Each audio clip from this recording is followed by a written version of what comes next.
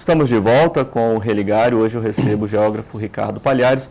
Nós estamos conversando sobre o pentecostalismo, seu crescimento e de que modo ele se apropria, né, do espaço e se organiza, não é, Ricardo? Exato.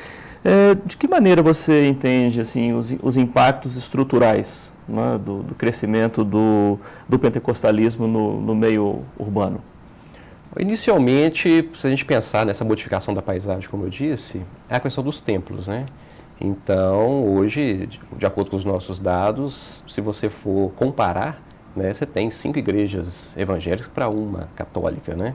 Então, esse crescimento ele é muito rápido, isso modifica completamente o cenário, né, de urbanização, até mesmo de práticas mesmo, religiosas, né? Então, o crescimento, eles possuem técnicas e formas de evangelização bastante interessantes que fazem com que esses templos cresçam consideravelmente, né, ao longo das décadas aí, né? O modo mesmo como essas igrejas se organizam, por exemplo, alugando espaços que anteriormente eram bares, lojas, né, ambiente comercial, né, adaptados à igreja. Esse modo de se organizar, isso facilita de alguma maneira essa disseminação? Sim, porque visto que os pentecostais, ele atende um público de classe média baixa, né? Então, tendo uma oportunidade, algum espaço que seja, é fácil criar hoje um templo, né? Basta somente ter o espaço, o pastor, né, e os seus fiéis, né? Agora é diferente das neopentecostais, né, que já é direcionada para um público mais elitizado, vamos dizer assim, né? Então são as neopentecostais? As neopentecostais, né? Era mais templos mais suntuosos, né, fortes líderes, né, como o caso Edir Macedo, Romildo Soares, né, que tem grande a força da mídia para estar difundindo aí essa evangelização, né? As outras contam, claro, com canais e rádio na difusão dessas. Quando você chama, então, para essa distinção, você identifica modos diferentes de atuação dentro do pentecostalismo? Sim, completamente, porque isso é um dos problemas, né, da atuação das igrejas evangélicas no sentido da falta de articulação entre elas, né? Ela é multifacetada. Então, apesar do crescimento ser vertiginoso, algumas estimativas falam em 2025, 50% da população ser evangélica, mas eu vejo o último censo de 2010 teve um pequeno decréscimo. Julgo ser devido a essa parte mais de articulação, planejamento deles, né? Essa questão da infraestrutura deles também, igual, né, a facilidade que eles têm de levantar um templo é muito grande, né? Sim. Então, essa falta de planejamento, articulação, a falta de identidade é importantíssimo, porque há igrejas dentro do mesmo grupo que não se comunicam entre si, e a gente sabe, se não tem identidade, ela não tem a sua marca própria, né? É isso que explica, por exemplo, uma rua, pode ser qualquer rua do país, aqui da nossa cidade, com um número imenso de igrejas pentecostais, neopentecostais, eventualmente uma igreja católica.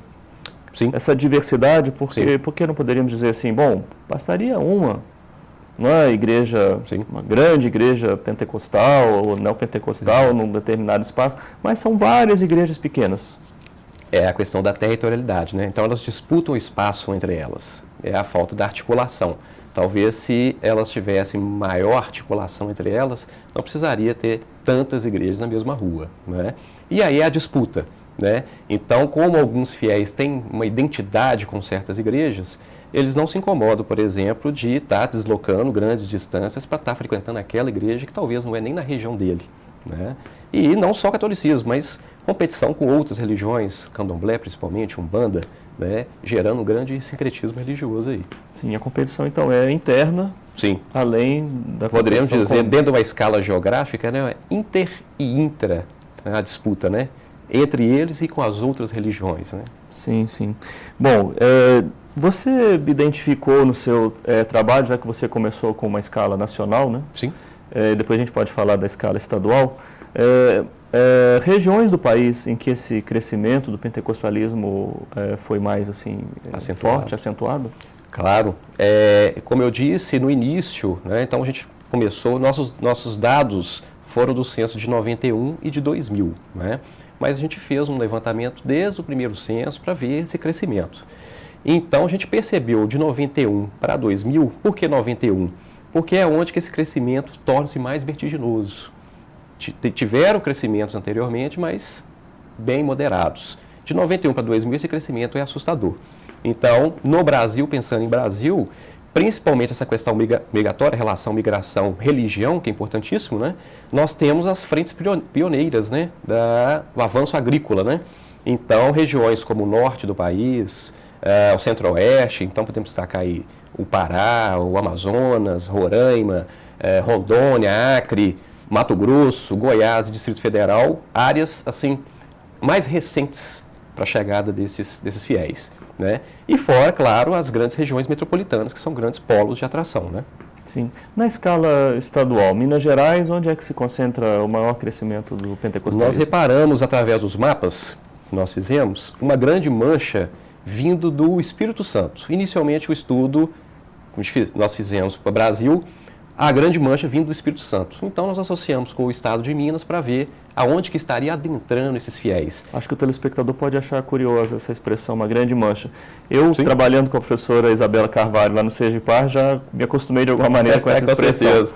É onde vocês conseguem identificar o maior crescimento. Exato. Então a gente escolhe uma cor, assim. A gente define, por exemplo, os famosos mapas coropléticos, né, que a gente faz por intervalos de valores e degradê de cores, né, que seria aí uma classificação de cores, indo da mais clara até a mais escura. A gente está acostumado a ver isso quando dá aquela questão do tempo, às vezes na televisão. Exatamente. Então a gente trabalha muito com esses tipos de mapeamentos. Então né? vocês identificam a maior concentração. Então, aonde as cores mais intensas seria a maior incidência do determinado fenômeno. E aí, do Espírito Santo para Minas Gerais, Do Espírito onde... Santo, porque o Espírito Santo, juntamente com o Rio de Janeiro, já é uma tradição mais de um grupo protestante tradicional, no caso os luteranos, né? Sim. A migração alemã.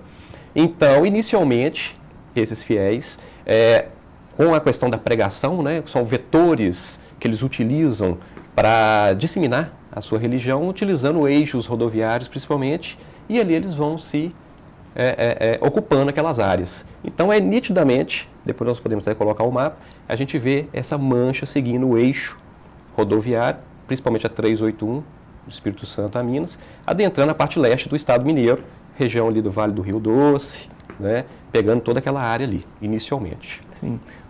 Com a metodologia da geografia, como é que se interpreta um dado como esse? Então, como eu te disse, nós trabalhamos vários níveis de escalas, né? Então, no caso estadual, nós trabalhamos no âmbito municipal, justamente para saber essa quantidade, né, esse dado quantitativo de fiéis por município. Por que município? Porque ele trabalha um dado mais refinado, ele é mais rico em informações. Agora, como nós comparamos o censo de 91 com 2000, há de se pensar também na emancipação dos municípios, né? Então, em 91, nós tínhamos 20% menos municípios que no censo de 2000. E aí a importância de trabalhar com a escala micro, né, de micro-região, porque é um limite que não é inalterado, ele não sofreu alterações do período de 91 para 2000. E aí a gente consegue agregar essas informações municipais por micro-região. Sim, e ao agregar, vocês entendem, bom, o pentecostalismo vai por aqui, por quê? Aí, porque a quantidade a ser pensada e mapeada na sequência é exatamente em cima das áreas onde a gente queria identificar esse público, né? No caso, então, nós separamos os dados tradicionais, separamos a parte católica, né? Fizemos mapeamentos no catolicismo também para comparar os mapas, né? Os dados, e reparamos exatamente essa região do Vale do Rio Doce e a região metropolitana de Belo Horizonte como as áreas mais intensas para o crescimento, né? Sim, o IBGE trabalha também com raça, exato, a questão cor, trabalha com renda, etc. Cruzando esses dados, né, se chega ao entendimento, o pentecostalismo, ele tem esta característica. Perfil, né? Perfil dos fiéis. Nós não chegamos a fazer para esse estudo específico, né? Aliás, até a literatura da área trabalha muito com essa questão do perfil, o Atlas Religioso, da PUC Rio, foi feito esse trabalho. Então, inicialmente, nós não usamos, até mesmo porque tínhamos que ter dados, que nós trabalhamos dados migratórios, de população e o religioso. Como a religião, nós sabemos que ela é bem diversificada, tem muitas ramificações, nós tivemos que agrupar esses dados.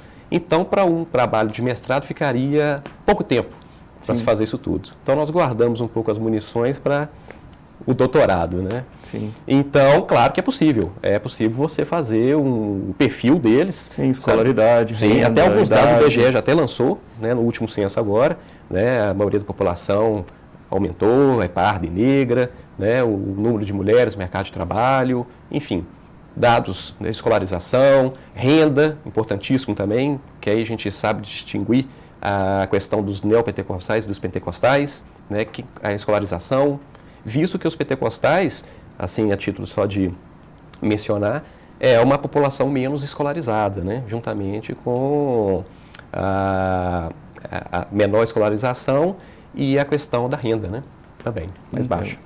Olha, fico feliz de saber que você vai poder continuar conosco para a gente seguir esse programa com uma segunda parte sobre essa maneira de abordar sobre o pentecostalismo do ponto de vista da geografia. O Religare é um projeto de extensão do Programa de Pós-Graduação em Ciências da Religião da PUC Minas. Para saber mais sobre o nosso programa, você acesse a página www.pucminas.br/ppgcr.